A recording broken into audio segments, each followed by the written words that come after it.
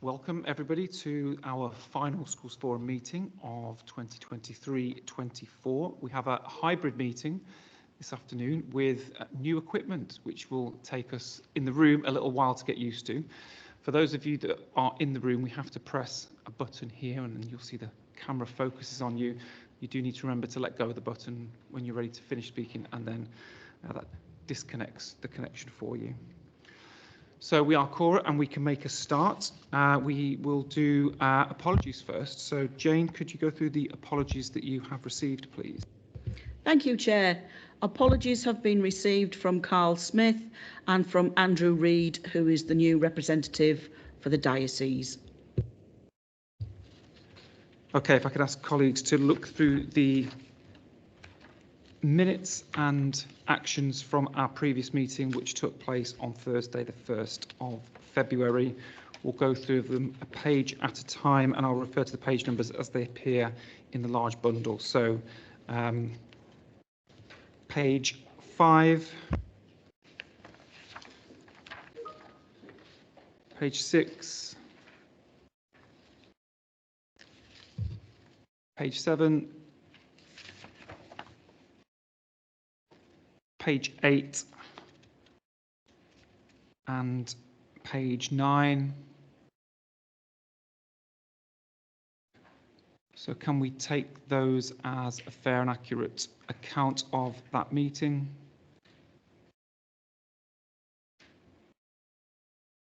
I think we can, Jane. There is one action, which was for Head of Finance to update the membership table following the agreed amendments and arrange a meeting of the finance subgroup. I believe, Andrew, if you could confirm that that has taken place. I believe it has. Yes, that has taken place. Sorry, Andrew, can you just check your microphone, please? We couldn't hear that. I said yes, that I can confirm that did take place.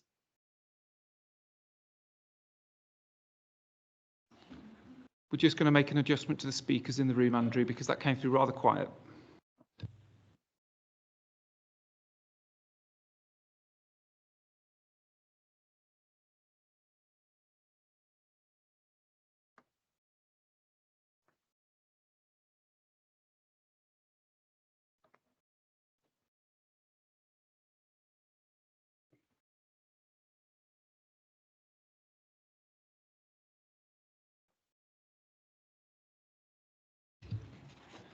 Andrew, could you just try that again, please, for us in the room?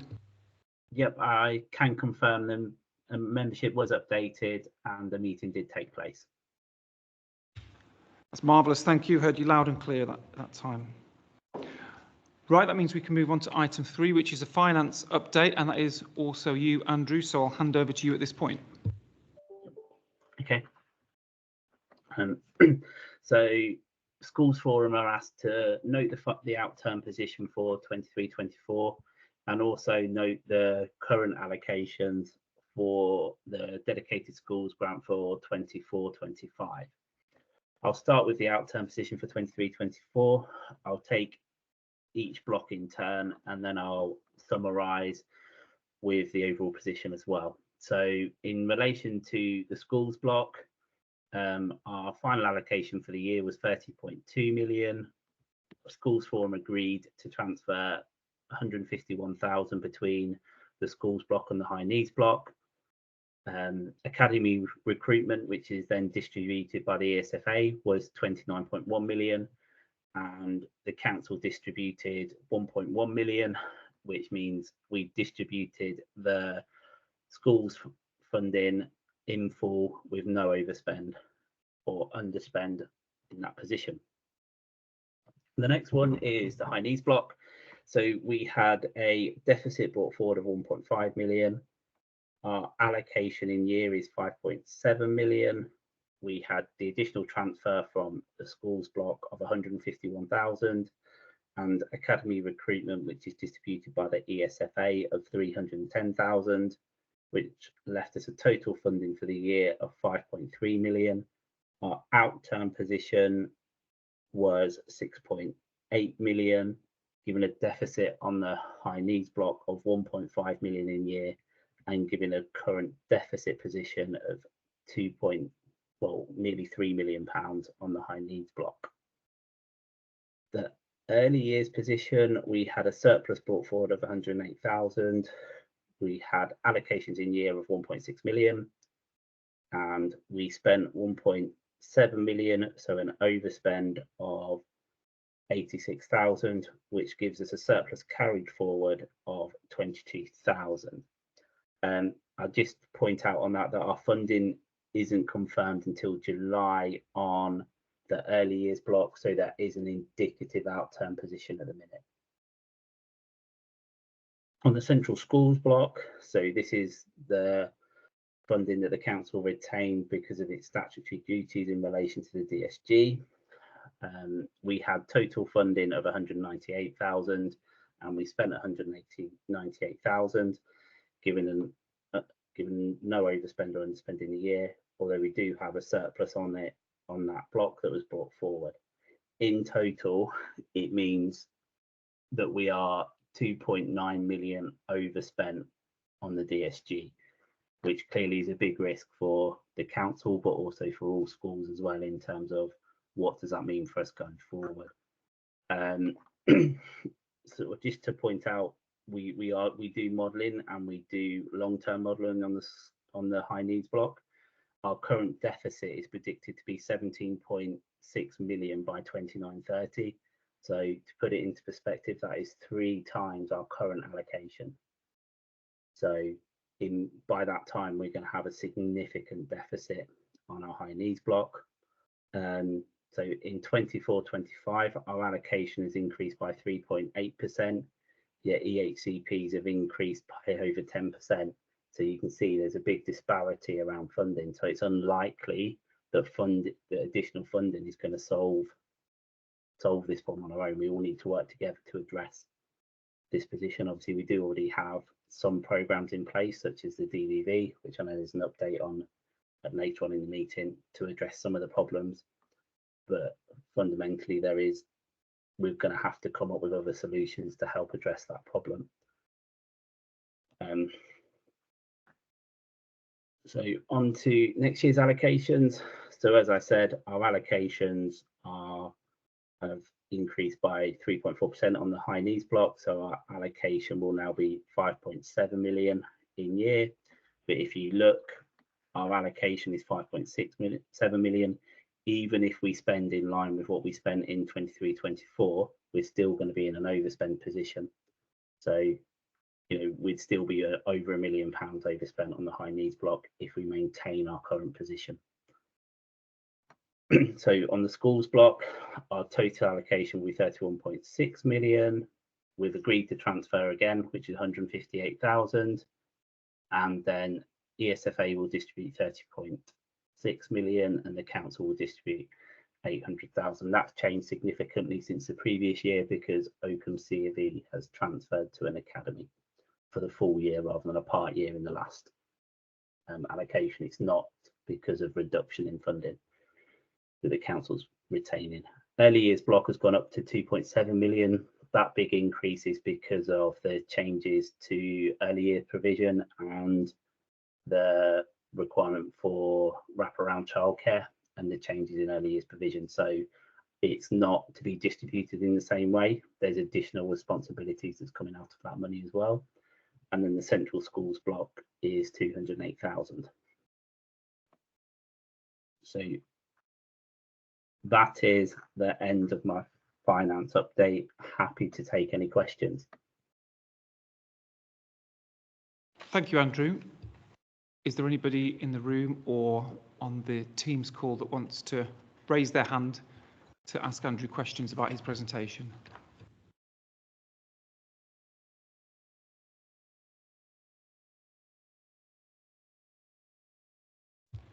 Okay, Andrew, thank you for that. It's still with you for item 4, which is the finance subgroup update. I don't know if Stuart, who's on the call, wants to give any update from, as he's the chair of the meeting, from the first meeting we had, or whether he wants me to talk through what was agreed at that meeting. I'm quite happy to. Yeah. Are you happy for me to do it? Or, oh, sorry. I'm quite happy to. I think it picks up nicely from what you just said, really, which is the finances look like a rather large black hole. And what we decided to do was set some clearly focused agenda items over the next 12 months that tries to have a look at some solutions to try and reduce the size of the black hole that we're facing at the moment. Yeah. Does that sum it up for you, Andrew, or did you want to chip in with a bit more? No, I think that's a good certainly a good start. I will cover some more of the things that I led on. So we did agree in terms of reference for the group. We did agree our meeting dates. So we've got a number of scheduled meeting dates, which I need to plug into everybody's diaries. But there was a really good consensus across all of the group that it was a positive meeting, and agreed with the approach that Stuart's outlined and articulated well, in terms of we're not going to focus on overlapping items that are discussed at Schools Forum. We are going to have distinct items that are discussed and agreements, and then proposals put forward to Schools Forum to agree. So we are going to be meeting a minimum of 4 times a year, and it will be slightly in advance of Schools Forum, so that any actions can be fed back into schools at the next Schools Forum, so that we get that proper governance loop in place. I think it's fair to say we recognise that high needs funding is the most significant issue, and we need to look at how we can reduce that spend without losing the quality of provision across Rutland. And part of that work is looking at where that funding is going and where the very expensive cases are going, and looking at continuing the work we've started in terms of the work at UCC, for example, and the college, and similarly the primary sector, about how we keep children locally at more affordable provision. Thank you, Stuart, and thank you, Andrew.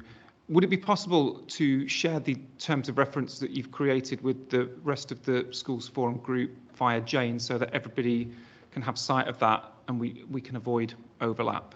And then we can have, I think it's worth also sharing the agenda items we've agreed, Ben, so that again Schools Forum are aware of what we're proposing to talk about. That would be really useful. So if we can identify that as an action, Jane, and have those for the September meeting.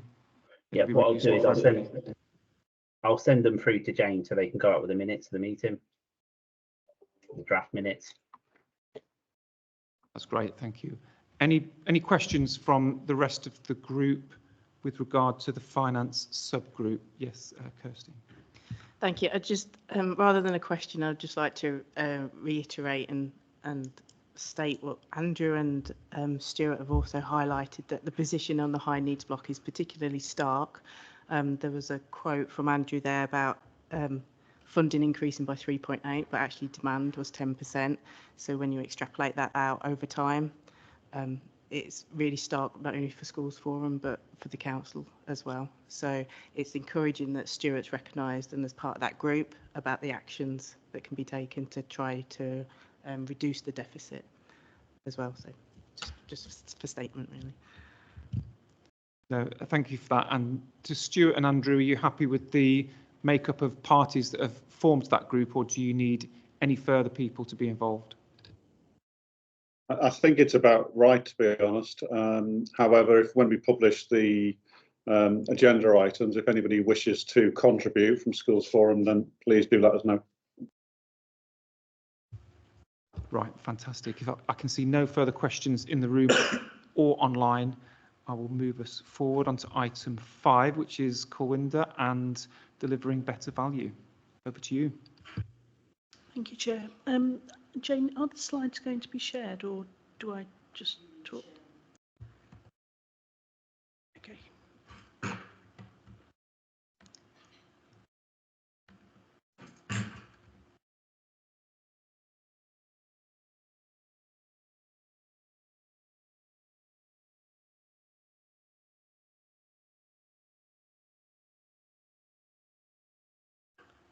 While we're just trying to find the slides, I can share with you that the report that I'm going to share is around the sections of delivering better value and how we've, here they are, I'll stop waffling and actually start referring to the slides.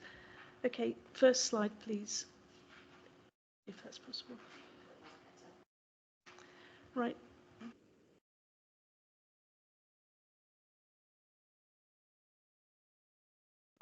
In this slide, what we see here is a demographic increase in population for Rutland over the last 10 years, from the 2011 census through to 2021. And although 9.7% increase in population isn't the most highest increase in our area, it is particularly significant for a small local authority like ours. And the reason that's important is because if we have an increase in population, there's also a suggestion that there might be a greater identification of SEND need as we go forward. Next slide, please. So the point about delivering better value is trying to ensure that we keep our young people within our home communities and enable them to learn within their local schools and settings, therefore creating that home community, and obviously keeping them as appropriate as possibly in the local schools that we have. Next slide, please. This slide shows a couple of things, and I'll, for time, be really brief, but in essence, it's a projection of how the education, health and care plans over the last 6 years have increased.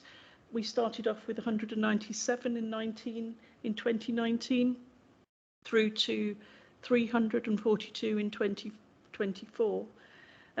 If we look at the orange and the grey blocks together, which make up the 5 to 10 year olds, that cohort, or that two groups together, make up 70% of our education, health and care plans within each of those year groups. So year on year, we have a population that's coming through primary, going into secondary, reaching secondary and thinking we need a plan. So these are areas that we're going to try and focus on and do deep dives and see what's actually happening there. We can also see the COVID years really increased the number of education, health and care plans in the primary sector. They really sort of became neck and neck in 2022 with the secondary schools, and it was only after COVID that the secondary schools really enhanced the number of plans coming through again, and we think that's got something to do with social, emotional, mental well-being and the needs of students after COVID. Next slide, please.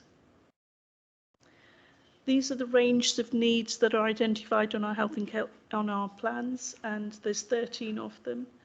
I've highlighted the ones in colour for a significant identification of need that particularly affects Rutland. Next slide, please.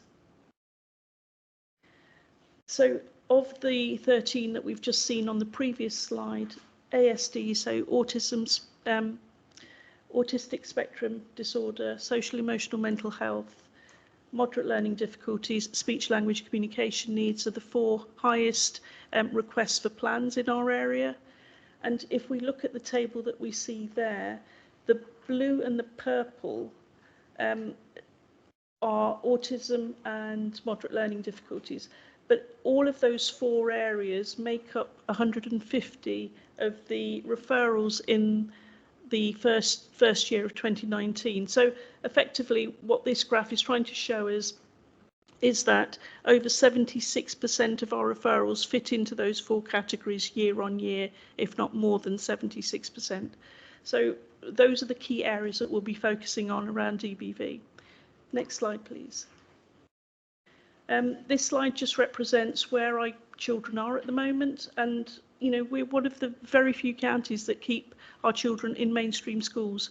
So you know, that's something to be really proud of, and we do that well. Our significant area to focus on here really is the fact that we've got a growing cohort in the 16 plus section, so we've got 65 young people with plans there, and a growing section in the non-maintained special schools and independent schools. And again, those are the areas that we're going to be doing some deep dives in. We're sort of looking at the data as to what it can tell us more. Next slide, please. This is data just presented in a different format, so it's by curriculum year groups. And it again shows us that there's often a peak around those transitional years, and the work that we perhaps need to do around focusing on making transition more appropriate and suitable for our young people. Next slide, please. And again, the same data by placement type, and again you see there quite clearly that 113 of our young children are in mainstream academies within our local area. Next slide, please. And our out-of-county placements are actually going down compared to other local authorities. Again, this is all positive stuff as schools for us, because clearly we're doing something well to have these stats here. Next slide, please. And yeah, basically that's just an update on what I've been talking through, so we can perhaps skip that slide as well. And going back to the finances, DBV is around trying to sort of make some savings, but we're not making those savings in a traditional way of what people might think, that we're just going to be cutting plans. That's not the idea. The idea is really to invest to save. And the programme of work around DBV focuses on enhancing access to training around education, health and care plans around EHCPs that have autism, speech language communication, moderate learning difficulties, and social emotional mental health. So those are our 4 key areas, and we're targeting those areas with elements of support. So the Autism Education Trust training will be coming online. We already have SSP. That'll be supported with the other areas of work. We'll have targeted speech language communication training within our schools. So the reason for those trainings is to meet those 4 areas of need, and we're hoping that, well, the aim is by 2025 we make 737,000 worth of savings, sorry. And while we will make savings over a period of time, it's, as you know, Andrew's already alluded to, it's not going to be significant to pull us back in out of the deficit that we'll find ourselves in. So yeah, next slide, please. And yeah, thank you. That's the bit of that. Do you want Sue? Okay. Do you want me to pause for the questions, or do you want me to carry on? Sorry, Chair. Well, I think Stuart's got his hand up, so let's allow Stuart to ask his question, and then we'll see if we can move on from that point. So Stuart, over to you, sir. I've got a few questions. Is that okay? It's absolutely fine. Yeah, go for it. So a couple of observations, I guess, in terms of the impact on budget. So we've had an increase in primary EHC plans, and that's going to then roll through to secondary. And therefore, has that been factored into the finances, and particularly if the volume of primary plans continue at the current level, then has that been factored into the budget forecast in terms of the likely overall deficit? That's my first question. Do you want me to pick that up? Yeah, I think Andrew's possibly best placed to answer that, but I'm happy for any other colleagues to respond. So Andrew, if you'd like to go first, and then others can add to it. So the modelling we've currently does plot through all new plans throughout the whole of the school years. Obviously, we've gone up to 27, 29 in terms of our modelling, Stuart. So obviously, you know, it depends where they are on their school journey in terms of how far we've modelled it. But what do you estimate, Andrew, in terms of the primary plans that are approved going forward? Are you assuming that they stay at their current level, or are they going to drop off? What's the assumption at the moment? So at the minute, we've assumed that they will continue. Obviously, we've got the savings that Corwinder has talked about in terms of the savings we're hoping to do, which will hopefully will slow down the level of new EHCPs we've got. But obviously, as we can see from the modelling, we're going to still outstrip demand's going to outstrip the funding we've got, even at these levels. Well, that's why I ask. Yeah. So okay, and then the other thing, I guess it's it's a question to SEN really. I've just appointed a new Senko who's coming up from London, and she was discussing similar issues in terms of particularly ASD and SALT.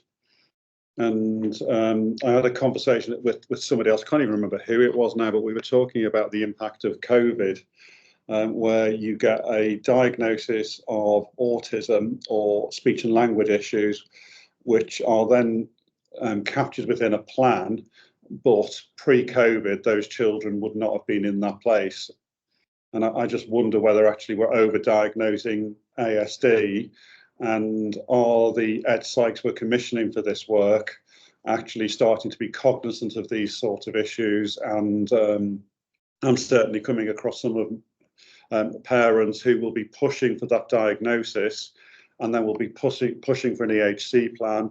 And 3-4 years ago, that just would not have been the case, because the detriment for their child is actually quite low. But of course, the cost around putting a plan in place is very high. And it's not just the financial cost that Andrew is outlining. The cost within schools of supporting students is even more severe. It's a question really about the ASD and the SALT diagnosis, and whether that's starting to be captured when we're getting requests for plans, and how we're dealing with it. And do we have a plan going forward? Because it's clearly the biggest area that you're dealing with new plans, and surely therefore it's the biggest area where we need to push back and reduce the number of plans and support parents to make better decisions about how they support their children, and how schools can better support them without the need for a plan. Thanks, Stuart. Colwyn is going to respond to that. Thank you, Stuart. That's absolutely a really valid point, and exactly the thinking that we have here is that if we can actually help schools, school staff, parents to better understand the support that a young person with ASD needs, then we can interact early and actually support that learning from the onset, as opposed to leaving that young person to struggle and then getting to a stage where it feels like the only alternative is a plan. So the idea of the investment that will, sorry. Did you want to come back? No, sorry, it was Oliver Teasel's in the room with me and he was sneezing. Oh, bless you. So yes, the idea is that if we can really upskill our workforce around how to support young people with autism, and it's a whole school approach, so it's not going to be the Senko individually having this responsibility. It's a cultural change across the board, but it starts with our very early years and works its way through all of our settings. And the idea then is that this push for a plan is hopefully eased, and we're seeing that over time, or we hope to demonstrate that over time with the work that we're doing. So yeah, completely. Because I'd also add to that what you pushed an awful lot back into schools again with that statement, and I do think parents would appreciate some support from a county level about how to support their child who has an ASD, or ADHD is the other one, which is becoming really it's a daily conversation I have with parents about ADHD now. Yeah, no, I completely agree. And DBV focuses on 3 separate areas. The specialist teams is one, and obviously the bigger part is a parental confidence. And the parental confidence element is not just confidence within schools, it's about confidence within themselves to be able to support need early and effectively, and know what the system actually can offer.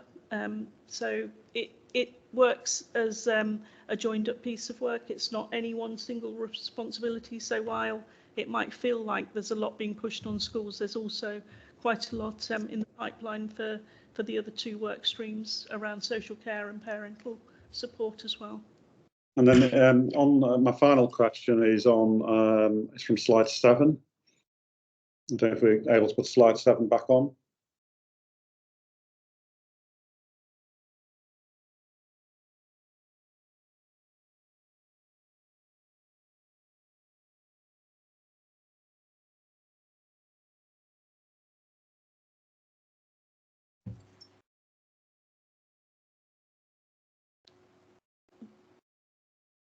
It's by placement, where young people are by placement. Is That's the one, yeah. That's Yeah. exactly the one, yeah.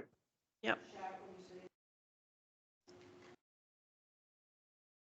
And this That one, this is really well linked with the work that we've started with Andrew and the finance group, because what this doesn't give any indication of is the relative costs of those different placements.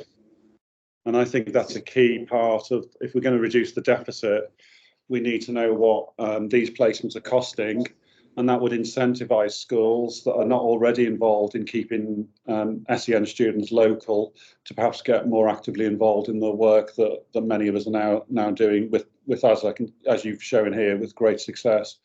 So, for example, those independent schools, there's only, I don't know, looks 30 students in those independent schools. What is the cost of those 30 places versus the same cost of educating those students in a resource provision within the county? Stu, I think that's a really important point you've raised there. And if we're collectively going to address the financial issues that we're facing, I think if people have that information, I think it'll be a real stark reality check for everyone. So thank you for raising that. I don't know if anybody else has got any comments on what Stuart said. Is it possible to publish that information to Schools Forum members? Yeah, and then I think the wider educational community that we should be advocating amongst. I think going briefly back to the finance group, one of the questions that's come up in Schools Forum many times, and I've raised it as well, which is about the funding for SEN support within schools. And for example, the hourly rate that you get through banding in order to pay for teaching assistants and other support. And we were talking as in the finance group about how basically it's not enough money. But of course, if you were to increase those costs, that's going to make that deficit even more than it is currently. And so the reason the information I've just asked for is so important is if we want to keep more money in county to pay for both mainstream and resource provisions, the only way we will get more money is by reducing the cost that is flowing outwardly into the independent sector at much greater expense. And that's why I think that data is so critical, so that when we have a request for increasing the hours, the hourly rate of a TA, we might actually be able to have a sensible conversation about that because we've made savings elsewhere. Yeah, I totally agree, Stuart. Thank you. And we've got a couple of questions in the room. So Fiona and then Craig. Thank you, Chair. This is an observation, really. Certainly in our school, there has been a significant increase in parents taking the lead and seeking private diagnoses and then putting in for the EHC plans themselves.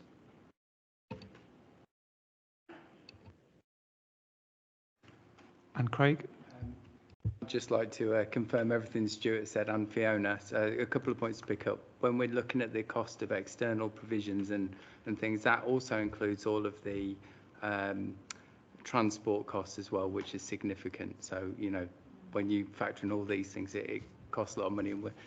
When we think about the best interest of children as well, children with SEMH, I used to work in SEMH Special, who then have to travel to 30 minutes, an hour away. That's not the best for them either.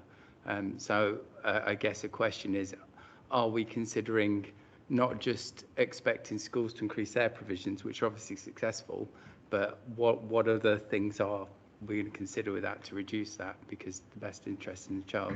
And just to reiterate Fiona's point and Stuart's as well, there is a massive push by parents. So I don't think it's necessarily about parent confidence in the schools.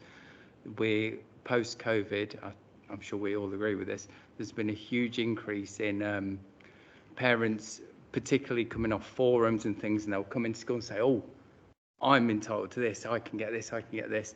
And I know I've certainly seen an increase in parents coming in and behaviours they see at home, which maybe parenting not, are being attributed to ADHD and ASD, which may or may not be, but they are, like Fiona says, they're then pursuing EHCPs out of school and pushing this and pushing back on schools.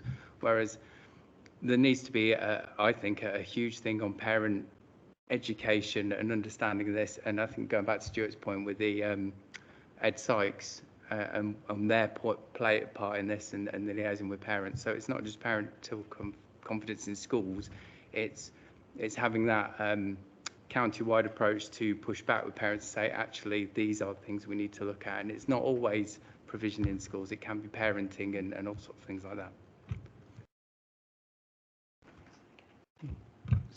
Steve, you had a comment or a question? Yeah, it's more of I guess it's a question, an observation as well. I was just wondering from a question perspective, if there's data that shows how many children, once starting in EHCP, have actually come off it within their primary and secondary school life. And the observation from that for me really is actually once the child is diagnosed or has an EHCP given to them, I think the expectation therefore of the parent very quickly is that's going to stick with them for their whole of their primary and secondary journey, and perhaps even with teachers themselves as well. Actually, the understanding that for me a plan is, if I was to be put on a support plan at work, it'd be something that would to look to come off at some point to be able to actually show the outcomes and improvements on that. So I was just wondering if the actual process for EHCPs is fit for purpose to a point of the annual review. Is that just going through the motions of actually looking at the concept of it, or actually is the end goal for these children to come off it at some point if they're making progress? Thank you. That's a really, really pertinent question, Steve. If I could answer both Craig's and your point together, it was only today that we were having our first parental meeting around creating an understanding of what the graduated approach is and what the ordinarily available provision is within Rutland. It's a piece of work that will actually really support that key line of understanding of what schools can offer and when and how you should really think about applying for a plan, and the evidence that the plan really requires, because at the moment I think it is a point of the evidence element of it is perhaps weaker than it really should be, and the process of having that evidence to show progress really needs to be refined within our settings. So the work that we're currently starting, I really hope that will sort of help to answer those questions, but specifically around the process of an EHCP and having one for life effectively is something that really needs to be reconsidered, because if you go into hospital, the first thing you do is have a plan to get you out of hospital. And that's the way we need to start thinking about learning. You know, an EHCP should enable you to access your learning, but once you've understood how to access it, there should be a process to help you enhance your learning. It shouldn't be something that remains static. And I think that's something that, as an organisation, local authority, working with parents and schools, we could perhaps think a way through. Okay, I'm going to thank everybody for their contributions, comments and questions. It's certainly a complex issue, isn't it? And we've touched on lots of national systemic issues which aren't necessarily within our control, but I think we should be reassured that at a local level, we've got a lot of proactive, positive work going on through DBV, through the school support partnership, through a lot of the provisions that are happening in school, and through the things like, you know, new projects like the finance subgroup. We are looking at this as a way of trying to be part of the solution. So lots of positive work going on locally in a very, very complex picture. So I'm just going to look around the room and on the screen to make sure there's no further comments before giving you the opportunity to finish off, Paulwinder. Sorry, yes, I was just going to say, yeah, we can't forget Sue. Okay, so is this part where Sue's going to take a lead?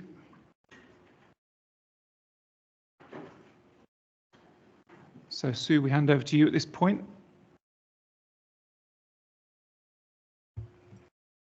Good afternoon, thank you. Can I have the first slide, please, Jane? Just a bit of background. I'm representing a collaboration working group, which is set up of parents, Rutland County Council. There was a school representative on the board, and also it was led by an independent facilitator, because parents and carers are as concerned about these issues as you guys, and we see things from a slightly different tack. The fundamental worry we had was that we want more of our children to stay in mainstream schools. They want to stay in mainstream schools, but at the moment, too many of our children are turning to plans and special schools. So we decided the aim of the survey which we sent out was to try and understand life for our children and young people, and if there were any other ways that we could support and improve them. The survey for the parents which we sent out was co-produced to gain a wider feedback from not just SEND families but non-SEND families too. It was just aimed at Rutland mainstream schools, and it was sent out unfortunately just prior to the Easter holidays. It was promoted through Rutland County Council, a Rutland Parent Carer Forum, which I'm a member of, and from the Schools Forum Chair. Not all schools did send it out, unfortunately, but we appreciate that it was the last week of term and everybody was really busy. But there was a good coverage of school and the responses we had back because of our push through our social media channels. And we did have responses from 99% of the schools. We received 63 responses. We would have liked more, but there were very clear themes, even with just 63 responses. The positives, and it's not bash the schools at all, it was really positive. All children and young people, SEND and non-SEND, said that the most important thing to them about school was friendships and how important that was to make them happy. Parents also recognised that was a really good practice within the schools, and that they could see it happening, and members of staff were very compassionate. They knew who to go to if they needed that nurturing. There was a good community feel. There were praise and rewards from the school, which were really important to children and young people, and they celebrated differences, which again I think is really important. Parents embraced the fact that every school tried to give extra opportunities both after school and at lunchtime, and most schools made sensory adjustments, and there was a flexible approach to things like quiet areas, wobble cushions, uniform adjustments and headphones, and these things mean an awful lot to the ASD community, and it helps keep children within our mainstream schools. Often these issues and difficulties arise from these sensory issues. Parents are all aware, but especially SEND parents are very aware of the school's behaviour policy. Many parents were confident that their children's learning needs were being met in school, and many felt that the communication between home and school was very good. Next slide, please.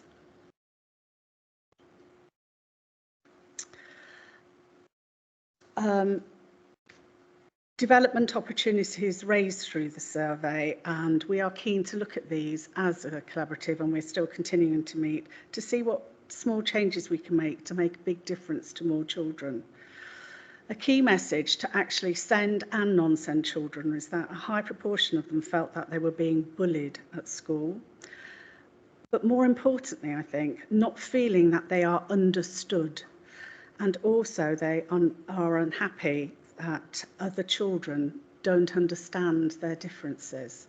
So I think that's something that is really quite key and can be amended quite easily. So it's not just key training for the staff, but it's also training to our pupils to embrace change amongst themselves. Understanding the sensory needs, masking especially, is another very high thing where parents can see differences and school don't always, and the environment.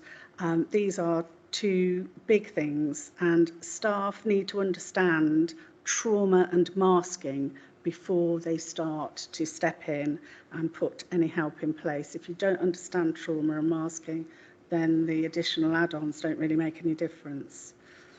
And finally, the other thing, and I'm sure the survey is going to be sent out, finally the behaviour policy. The SEND parents found that it didn't work for their children because they had SEND. So there was almost a two-way system with a behaviour policy. So those SEND parents didn't like most of the school's behaviour policies. Thank you. Thank you, Sue, for presenting that. Have we got any comments or questions from group members either in the room or online?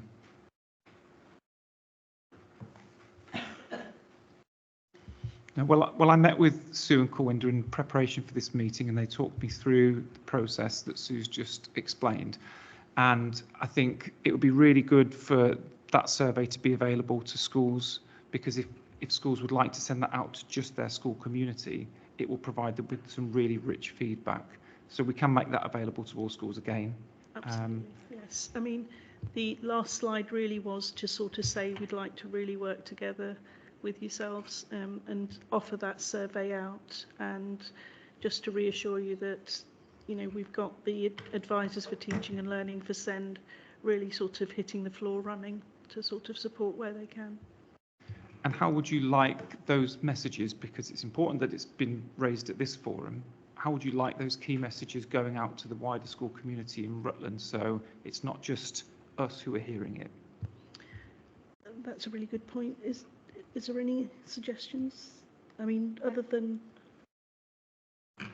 I mean, one of the things is we always send out the minutes from Schools Forum. We make sure that these get sent out to all schools anyway. But I don't think there's any reason why we can't do a briefing for schools and early years settings, because actually we need to, you know, not just think about schools, about some of the feedback from this. But I do think promoting, because, you know, that's 63 parents, which is a good, you know, it's good, but actually we could do, you know, it'd be quite good if we could get a much bigger representative, because of the feedback from that would be really powerful.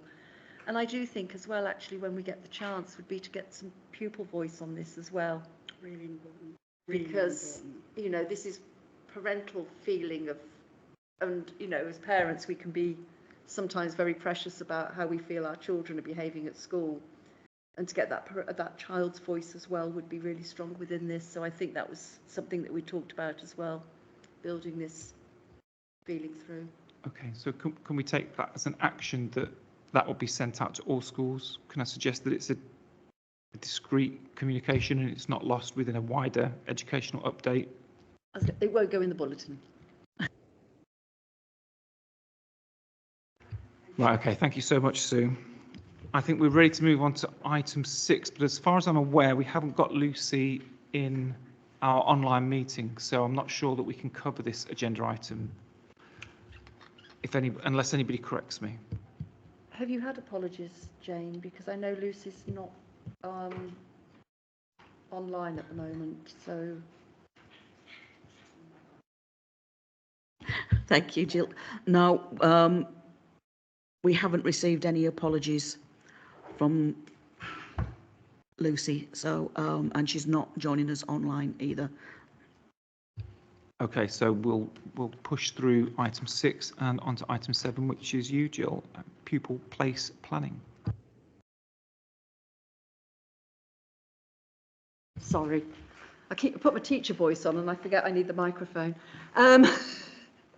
So all Rutland, so secondary school admissions for September, really good position that all Rutland children have been offered a place at a preferred school, which is a great position for it to be. Some schools oversubscribed. This data is now over a month out. Well, no, not quite. Isn't nearly a month out of date. And since then, I know there's been some movement, but we're still in a very positive position with some capacity still across our secondary sector. And then, anyone got any questions about secondary places? And again, a similar picture for Rutland primary schools, a greater capacity across our primary school sector. So whilst we do have 1 or 2 schools that are oversubscribed, within their areas, we have schools that are not yet fully subscribed. So in terms of capacity in primary school, there is no issues at all. Continues to be the pressure in the secondary school sector, but nothing significant to report at this time, other than thank you to the admissions service and to parents for getting their admissions on time. Thank you, Jill. Just give colleagues in the room and online the opportunity to respond to that or ask questions. Okay, it's you again, Jill, for the rules, item 8. Yes, it's an annual review of the Constitution and the rules of conduct. So basically, there's been some minor adjustments this year, but only literally in updating numbers. So if anybody would like to make any comment on it, as long as I've got any recommendations before the 5th of July, because we have to have it in place prior to the start of next year's Schools Forum round. So I don't think there was anything significant this time. We did a major overhaul of it a couple of years ago. And so, as I say, it really was just the number of children in schools. Thank you, Chair. Just to raise a point that myself, I'm there as the special school representative, but come September there won't be any special schools because unfortunately the Park School is closing. So we'll need to factor that into the constitution moving forward. Thank you, Steve. That is a good point. And I think that is something that we may need to consider because, as you say, we don't actually have, we will no longer have from August the 31st, a special school as such within the state-funded sector in Rutland. Could I just suggest that, because we do have a number of DSPs though, which act as special schools in effect, or look after those interests, but only a suggestion. That was, I was just going to put forward, Stuart, was we therefore will have in effect, a vacancy within our membership structure. So do we go to that as just being another, which, because we have to keep the ratio of schools to non-schools, that to keep the ratio that we would want either to have, do we want a DSP, ERP, additional resource representative, or do we have another, because we'll have the maintained school representation from you, from yourselves over in St Mary and St John. So do we, and this is something that perhaps is worth considering before the 5th of July, and I'm happy to go with whatever we think is the best option, is do we just have another academy representative, but that we adjust our constitution to reflect that academies who have ERPs, DSPs, or do we have whilst it isn't in the good practice guidance and isn't a special school as such, do we have a representative who is flying the flag for the DSP additional resource approach? I'm happy with suggestions. So Stuart, from your point of view, was there something that you felt preferable? Well, I just think that given the conversation we've just had about SEND children and the need to support them, that it would be very remiss of us not to ensure that a school that is passionate about inclusion isn't speaking in the schools forum and making sure their voice is heard. And there's a number of us now who run both academies and run special provisions, but I think there should be somebody who runs a special provision who will take that voice either from primary or secondary. I've no strong view on that, that will bring their voice into this forum.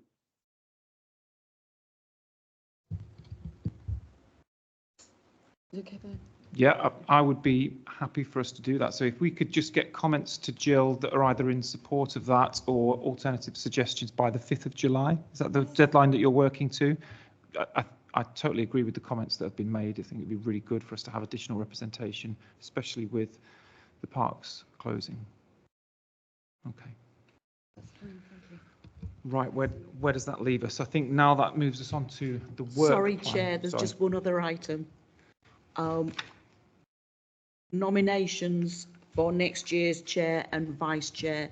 If anybody would like to be in the role of chair and vice chair for next year, if they could let me know, and then if there's any nominations, we can then hold a vote. Thank you, Chair. Jane, what deadline are you working towards there? If they can do it by the end of this school year, and then we're ready for September, that'll be fantastic.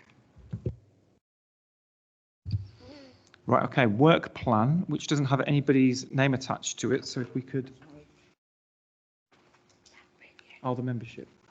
8A then, membership. Sorry, Jill, I cut you off. Still your item. If you'd like to go through 8A. I'm used to it, Ben, don't worry. I was just quickly going through thinking, what was I doing? Yes. Well, that sort of links through into what Steve sort of preempted. I think we'll blame Steve. So it was really just about the proposed schools forum representation. So I think based on the discussion we've just had, rather than approving it as it stands, is we take that through as we've just discussed, and just to check. But just please, there is a big call out. We desperately need a governor representative. Academies all well, actually can't be maintained because they can't have the same representation from we can't have two representations from the same school. So it will have to be an academy governor. But please, can I put out so if it can't be anyone who's currently in here, because we can't have two representatives from the same school unless we agree that that is the case.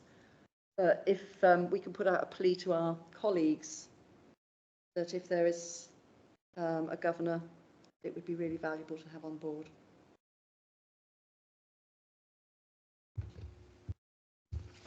Okay, I think we can safely move on to item 9 now, which is the work plan for next year, which is on page 41 of the pack. I've identified one typo in December, which is just to do with the school year, which I've made Jane aware of. But I also wondered, and finance colleagues will correct me if I'm wrong here, does that decision about the 0.5% transfer need to happen in September rather than December at Schools Forum? Yes, ideally it would.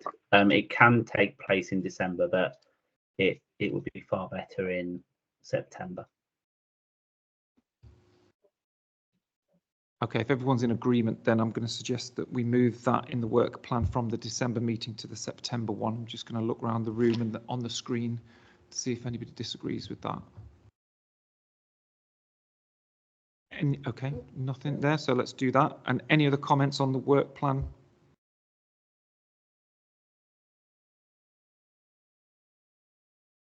Right, okay, I think we can move on. I've not had any other urgent business raised with me. Jane, has anything come through to you? So I'm just going to take a scan around the room and on the screen to see if there's anything else anybody wants to raise for us to discuss. No. Meeting dates for the following year. Thank you, Chair. The dates and times for the next round of Schools Forum meetings will be confirmed at Annual Council on the 20th of May. Once that's been confirmed, I will be sending out all the details and calendar invites. Right, okay, thank you very much. I think that draws our meeting to a close. Thank you all for your attendance and participation, and enjoy the rest of the sunshine. Meeting closed at 17:04.